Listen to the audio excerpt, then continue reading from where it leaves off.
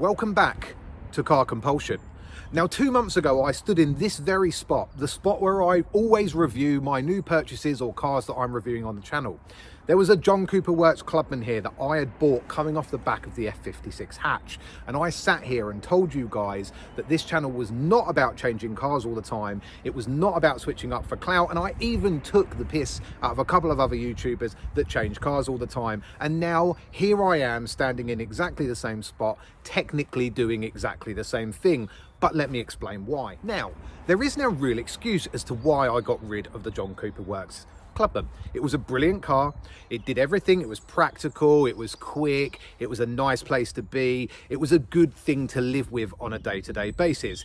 But as you guys know, following the channel, I came from an M2 competition, which was a much more raw, aggressive, head-turning sports car, if you will, and I moved into the F56 hatch to try and save a little bit of money. That really wasn't quick enough for me, so I decided, look, they did me a really great deal at the dealership, so I decided to give the Clubman a try. And the Clubman ticked a lot of boxes, but the one thing it really lacked for me, and this is not a slight against the car in any way, is pure desirability factor. Now, a Clubman of that spec isn't particularly cheap.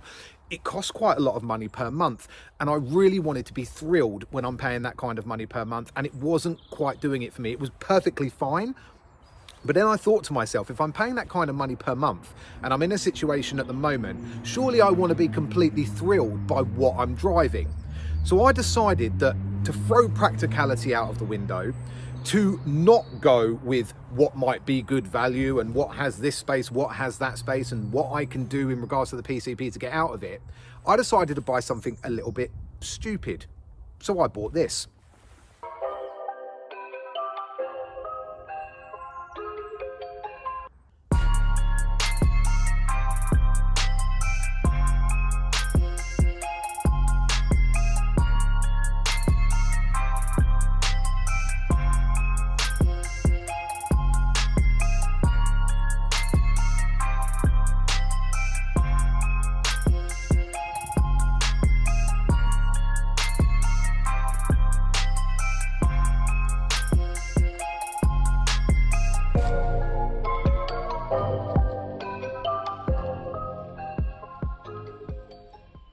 It still feels a little bit weird to say this back, but I now own a 2-seater sports car, something that I've always wanted, something that I've wanted for a long time, but practicality, needs must with families and children didn't allow me to do so.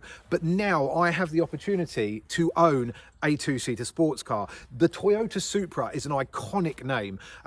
Every car enthusiast has probably heard of the Supra, and I'm no different. Although I'm not a hardcore Supra fan with the 2JZ, and you know, I appreciate the Supra, the tuning scene within the Supra. Now, I know there's going to be some controversy with this car.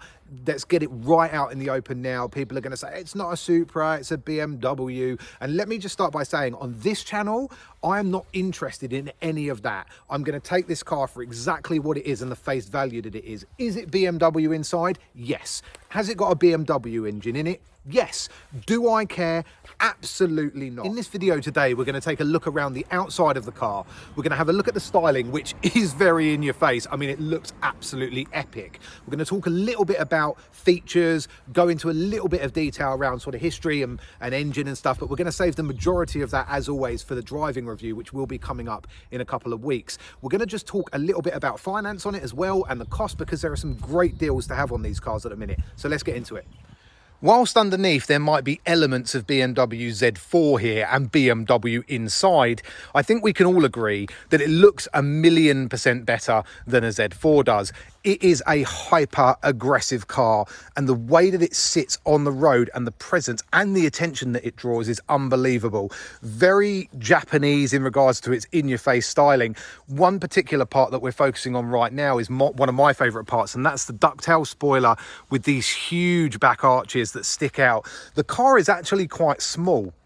When you see it in pictures or when you're standing away, maybe further away from it, you think it actually seems quite big, but actually, because it's got that very long bonnet where that tried and tested B58 sits underneath it, it's actually got a very short wheelbase, and that adds to the exquisite handling and the way that it will carve up a B road. And we will talk about that more in the driving video. This car has a monstrous front end. That bonnet is incredibly long, housing that tried and tested B58 BMW engine under there. Great engine, 3 litre, straight six. When we get into the driving review, you will hear that engine sing. It's brilliant. But that bonnet actually can be slightly deceptive when you're sitting in that car. The seating position does allow you to look over the top of it, but you're very aware of it. And it is monstrously long. It's got a great looking front end. Down here, there are a lot of functional vents leading through there to cooling. The lights look really, really good, really aggressive. Now, the car does have a number of fake vents on it. One here, there's one here, and there's a couple of other things, one down the side there. Now, Toyota say that those vents can be made functional and they can be utilised if you want to tune the car and do different things with it. That's, I suppose, true to a certain extent, but this one here, for example, doesn't just pop out. There's no hole underneath there. You'd need to cut through that if you wanted to let that pressure out of that engine bay. That one there, you could, in theory, cut through that to release air onto the brakes and the front wheel area there. This one here has absolutely no rhyme nor reason to it. Not quite sure exactly what it's there for. The likelihood is I'm probably never going to cut through that. I'm probably never going to cut through that. And at the end of the day, yes, the fake vents are, you know, they are what they are. It would be nice if they were functional, but they're not, but they still do look good. It's not something that really bothers me all that much, I have to say. You know, I'm not quite sure why they've done it, but I still think it complements the car and I still think it looks pretty good.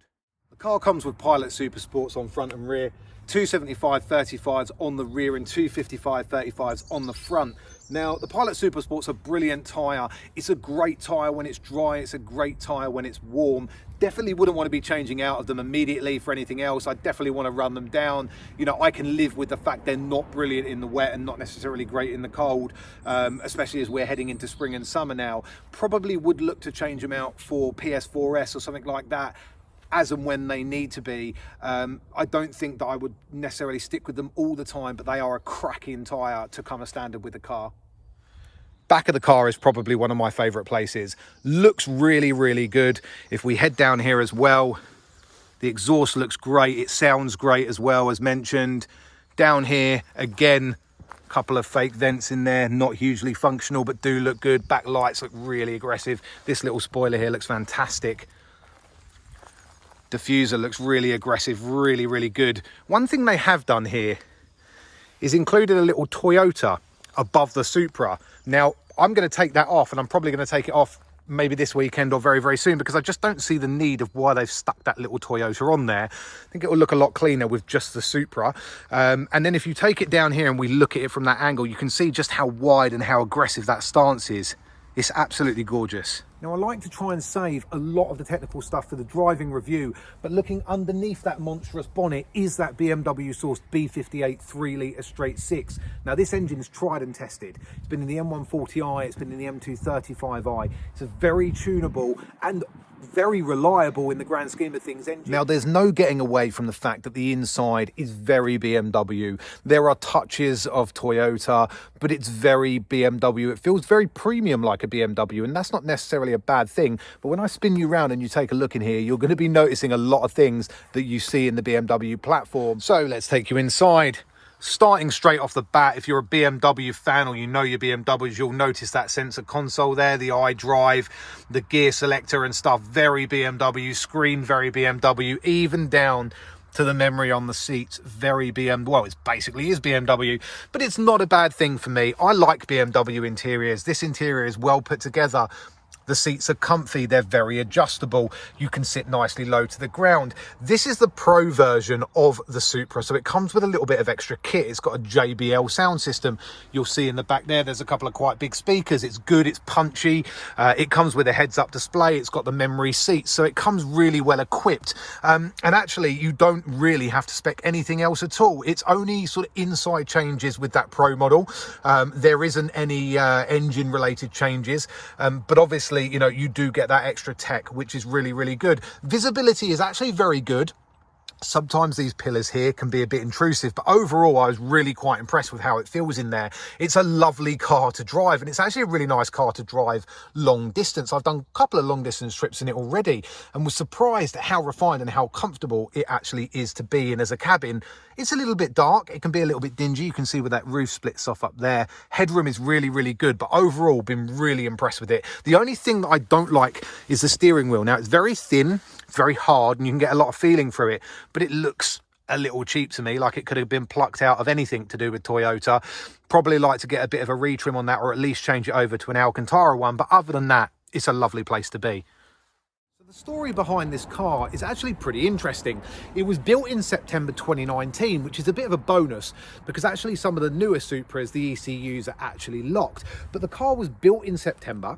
It was delivered as a dealer demo to a dealer in London around June 2020. But that dealer was unable to give anyone test drives or lend it to anybody or have anyone drive it because of the pandemic. Here in the UK, test drives were banned because of the pandemic. So when I picked the car up 10 days ago, it's actually only done 680 miles since it was actually built in September 2019, and it's actually only done 600 or so miles over the course of almost 8 months, and the dealer has merely been driving it back and forward up the road to keep it moving or taking it home from time to time. It was absolutely perfect. So a list price on one of these here in the UK with the Pro variant is around £55,000. I paid on finance £42,000. So that's a £13,000 saving over list on a car that was basically brand new. It was an absolute steal. I could sit here right now and tell you all about my plans for the car, what I'm going to do and modifications and all this, but I have a terrible track record of telling you guys I'm going to do something to a car and then I absolutely don't, or the car goes. So I am going to keep absolutely quiet about this one. The only thing I will let on is that tomorrow the car's going to PCW exhaust mods, and I am filming a video on that to try and open up even more sound out of this exhaust. But the driving review on this is one you do not want to miss. This car takes apart a B-road like no other that I've had. You will really enjoy that content and talking about the technicalities and exactly what this car is all about and how it drives. But thank you very much for joining me on the walk around today. Don't forget to hit subscribe, throw a like if you enjoyed the content. Stay tuned for more on this car because I promise you this time there's gonna be more.